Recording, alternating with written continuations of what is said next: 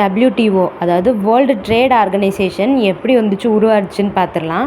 இப்போ வந்துட்டு 1944 வந்துட்டு பிரிட்டன் வுட்ஸ் அப்படின்ற மாநாட்டில் சில நாடுகள்லாம் வந்துட்டு சேர்ந்து இந்த கீழ்கண்ட அமைப்புகளை உருவாக்குறாங்க. அதில் வேர்ல்டு பேங்க்கு, IMF, காட்டும் வருது.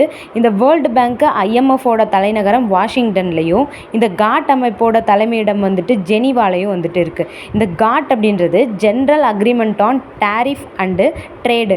அப்படின்னா என்னென்னா, இப்போது இந்த இதில் உள்ள மெம்பரான நாடுகள் எல்லா நாடுகள்லையும் உள்ள நாடுகளோட வளர்ச்சியை வந்துட்டு மேம்படுத்தும் பொருட்டும், அந்த நாடுகளுக்கு இடையில் வந்துட்டு பார்த்தா தடையில்லா வணிகச் சூழலை உருவாக்குறதுக்கும், அப்படி அந்த ஏதாச்சும் 2 நாடுகளுக்கு இடையில் வந்துட்டு டிஸ்பியூட் இருந்துச்சுன்னா அதை தீர்க்கிற ஒரு மையமாகவும் வந்துட்டு இந்த காட் வந்துட்டு இருந்துச்சு.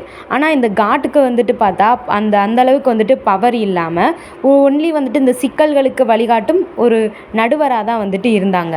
அதனால இதுக்கு மாற்றாக 1995 அதிகாரங்களோட பன்னாட்டு வணிகத்தில் ஒரு நிரந்தர வழிகாட்டுதும் விதமாக ஒரு சட்டம் இயற்றுறாங்க.